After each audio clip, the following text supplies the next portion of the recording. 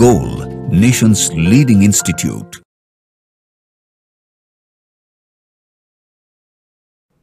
Hello students, myself Deepak Deep and I am going to discuss physical chemistry part of AITS flashback third test which was held on 20th October 2024.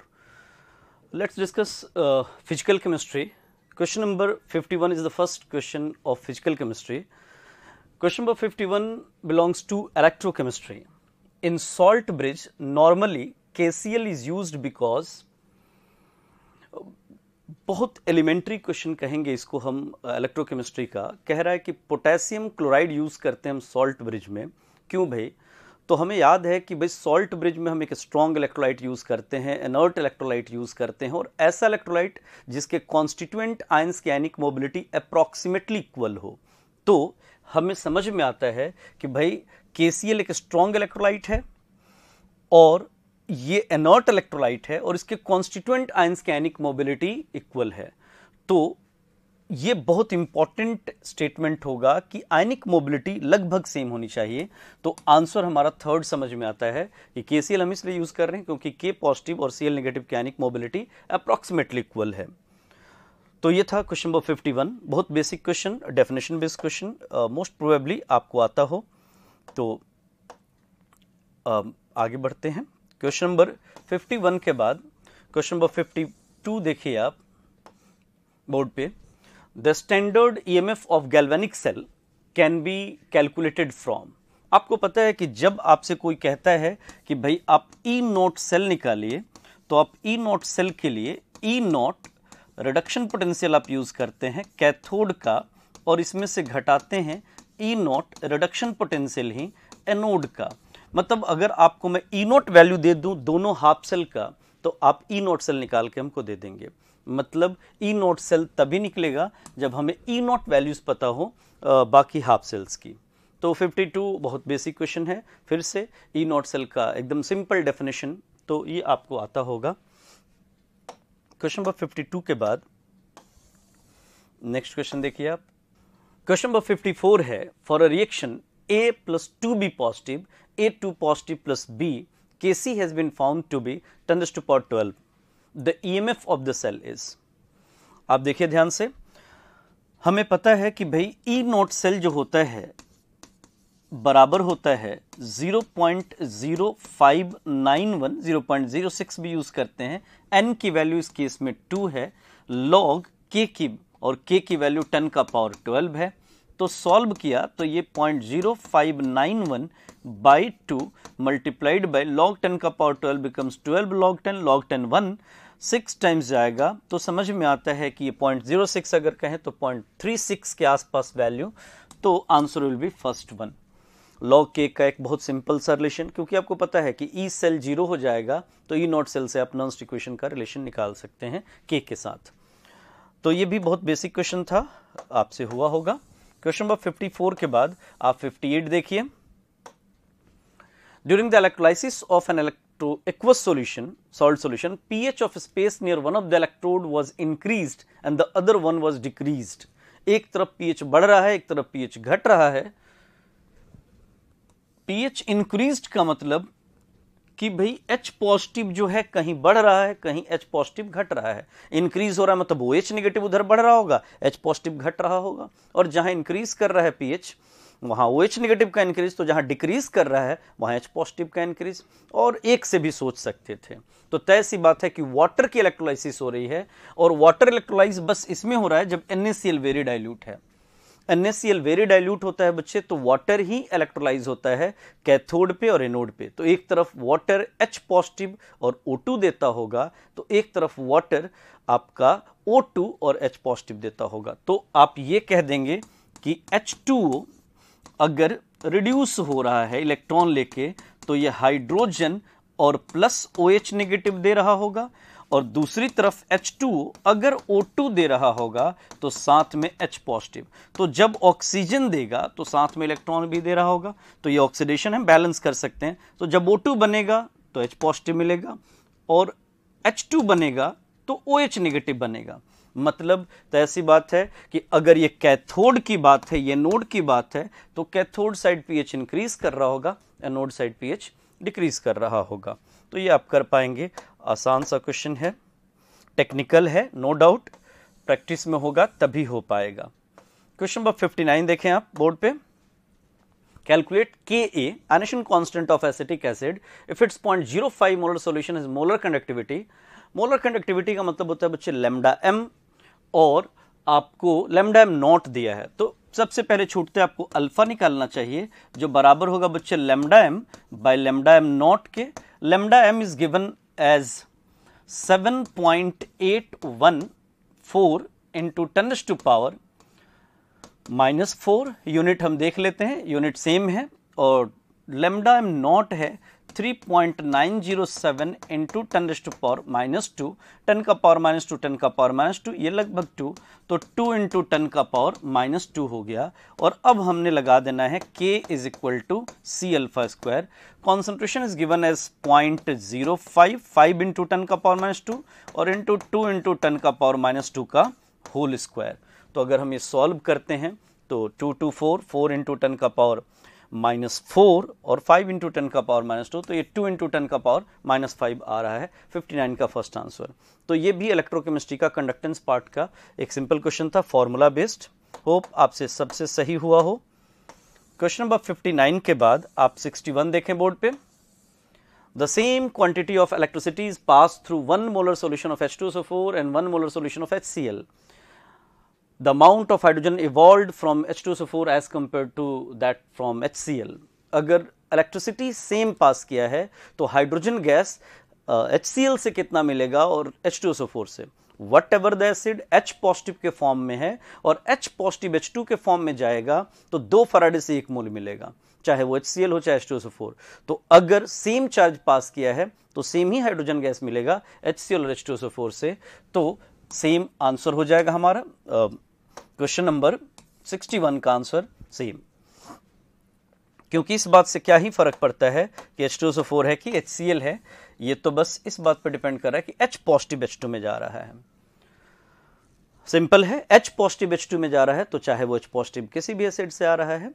अगर H positive की concentration से हमको देखना होता तब ना यहाँ तो चार्ज तय करेगा कि चार्ज कितना पास किया है, और वो तो आपने सेम कर दिया है। Question number 64, a dilute aqueous solution of sodium sulfate is electrolyzed using platinum electrode.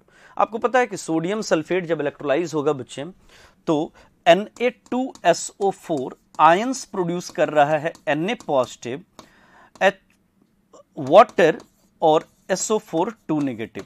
तो आप समझ रहे हैं कि Na पॉजिटिव और वाटर में ये रिड्यूस होगा, इलेक्ट्रॉन लेके H2 देगा, और सल्फेट और वाटर में फिर वाटर ही है जो O2 देगा, और साथ में ऑब्वियसली ये जो H2 देता है, अभी थोड़ी देर पहले बोला था मैंने कि H2 जब आएगा तो OH निगेटिव भी आएगा, और H2 O2 में जाएगा तो H पॉजिटिव प्लस इलेक्ट्रॉन होगा, बैलेंस कर लेंगे। तो हाइड्रोजन और ऑक्सीजन कैथोड और एनोड पे मिल जाएगा।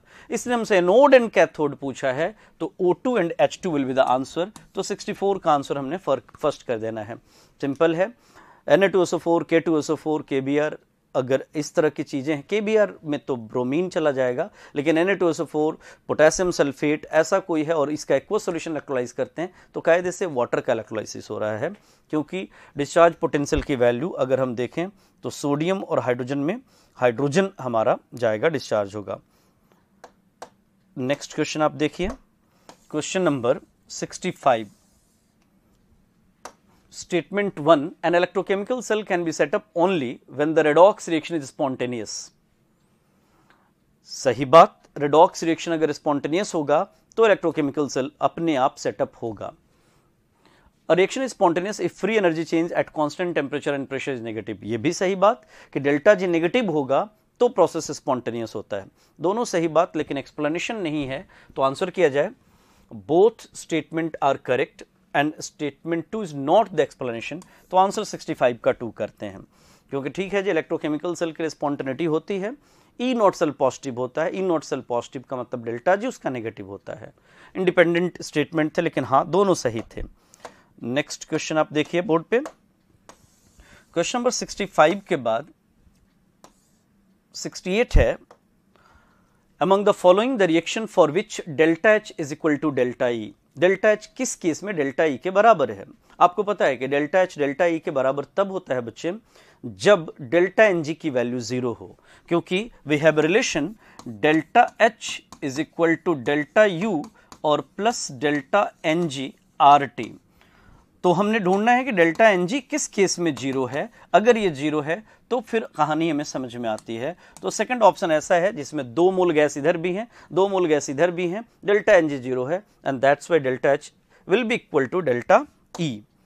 तो सिंपल है ये और काफ़ी प्रैक्टिस में होगा, ये बार बार पूछा जाता है इस तरह का क्वेश्चन, तो आपको आता होगा। Bond enthalpies of H2Br to HBr is like this delta H for the reaction will be. तो आपको पता है कि बॉन्ड एनर्जीज आर गिवन, तो डेल्टा एच निकालने के लिए bond energy of reactant minus bond energy of product किया जाता है। बहुत सिंपल, जोड़ घटाव में जो भी टाइम लगे आप डेल्टा एच निकालेंगे तो कहेंगे H2 का बॉन्ड एनर्जी है भाई कितना 430, Br2 का है भाई कितना 200, ये जोड़ दिया, ये रिएक्टेंट का हो गया minus twice of HBr twice of 350, तो ये हो गया 630 और ये 700 माइनस 70 किलो जूल समझ में आता है। तो answer will be third. Simple question है, bond energy of reactant minus bond energy of product will give enthalpy change during the process. 69 के बाद आप क्वेश्चन नंबर 70 देखें।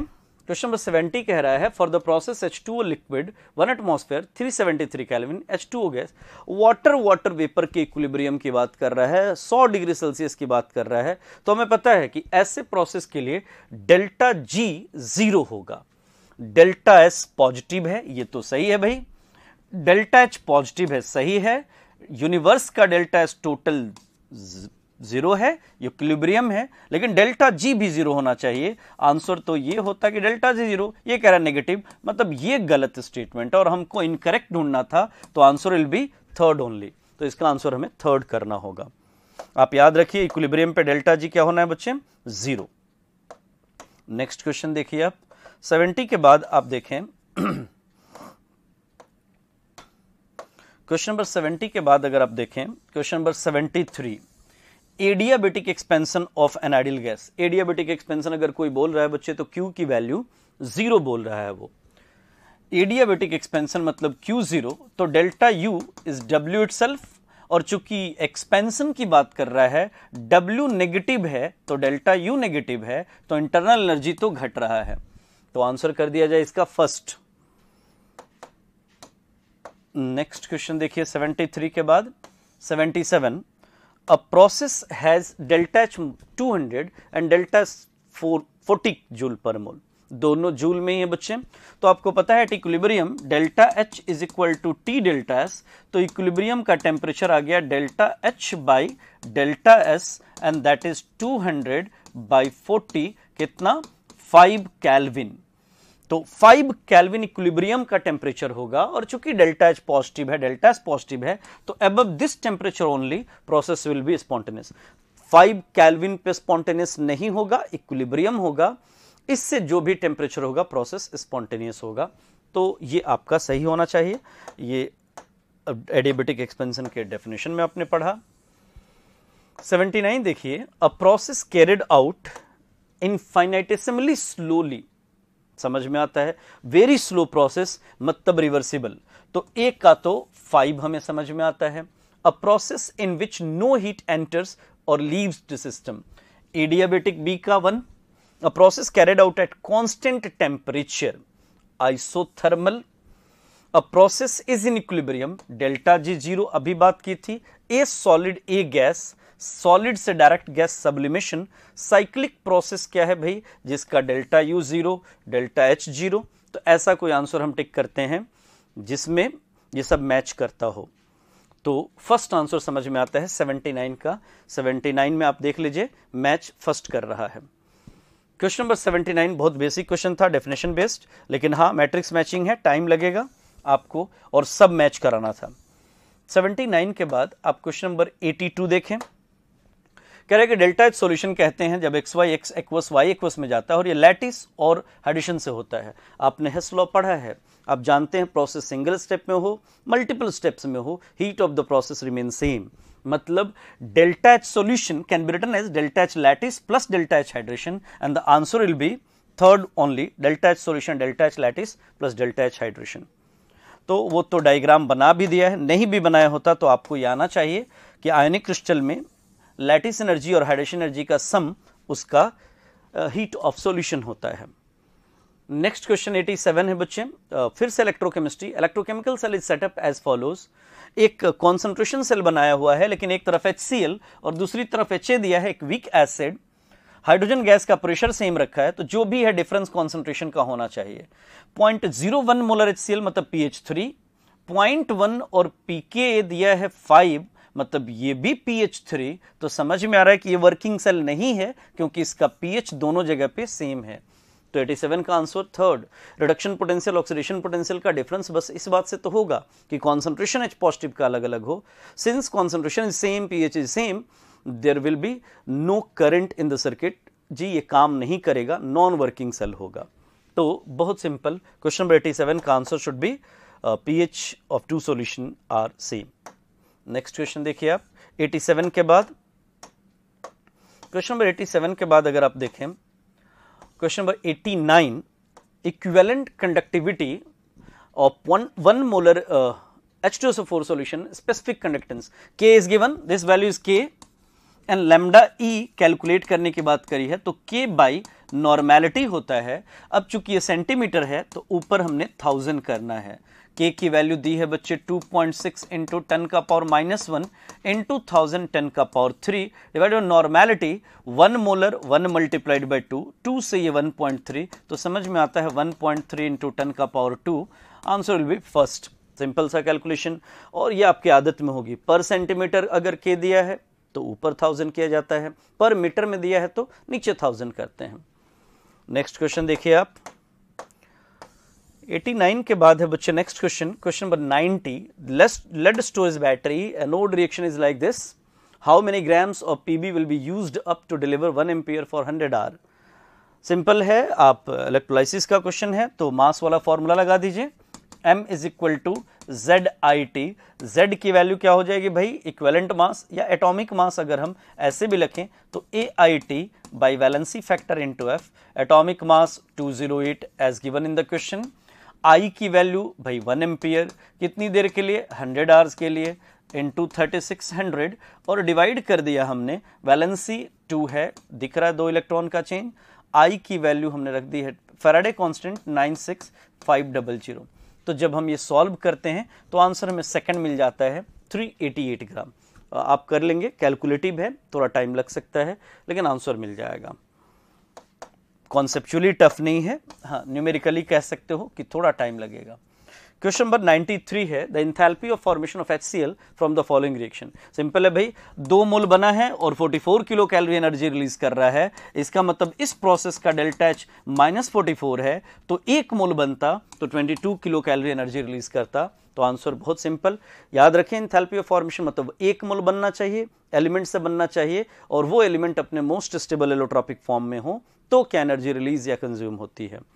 तो 1 मोल के लिए हमने बात कर लेनी है, -44 किलो जूल किलो कैलोरी जो भी एनर्जी थी पर मोल के लिए -22 पर मोल के लिए हम अगर काम करें तो ये -22 किलो कैलोरी हो जानी है। तो आंसर विल बी सेकंड। 93 के बाद आप देखिए 94 देखिए आप, oxidation of iron is given by, एक रिएक्शन दिया हुआ है और एंट्रोपी चेंज नेगेटिव है, दिख भी रहा है कि डेल्टा एस नेगेटिव है, hence it is non spontaneous. क्या ही बात है भाई, क्या डेल्टा एस सिस्टम से स्पॉन्टेनिटी पता लगता है? एकदम नहीं, डेल्टा एस टोटल से पता लगता है। तो भाई पहला तो गलत है कि स्पॉन्टेनियस है कि नॉन स्पॉन्टेनियस है, डेल्टा देख के हम नहीं बता सकते। फिर कह रहा है for process to be spontaneous delta total and delta G system should be positive and negative, ये सही बात है। तो पहला हुआ गलत और दूसरा हुआ सही, आंसर हुआ फोर्थ। तो 94 का आंसर हमें फोर्थ करना चाहिए। नेक्स्ट क्वेश्चन देखिए 94 के बाद question number 98, and it is last question of physical chemistry. Question number 98 फिर से मैट्रिक्स मैचिंग क्वेश्चन है।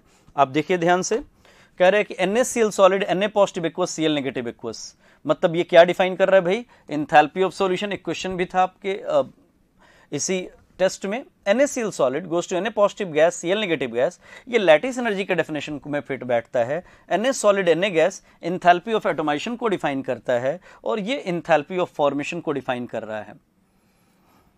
ये सॉलिड से, ये है इंथैल्पी ऑफ फॉर्मेशन थर्ड वाला। तो डी का थर्ड आंसर फोर्थ में ही मैच कर रहा है, तो 98 का आंसर हमें 4 कर देना चाहिए। आप एक बार क्रॉस चेक कर लीजिए। पहला बोले तो डेल्टा एच सॉल्यूशन, तो फर्स्ट का answer 2, B NaCl solid Na positive gas Cl negative lattice को डिफाइन कर रहा है, बी का 4, सी सब्लिमेशन है, तो इंथैल्पी ऑफ एटोमाइजेशन भी कह सकते हैं, सी का फर्स्ट एंड डी का third, answer will B fourth one. तो ये बहुत सिंपल सा पेपर था, होप आप सबका बहुत अच्छा हुआ हो पेपर। ये था physical chemistry. Thank you so much.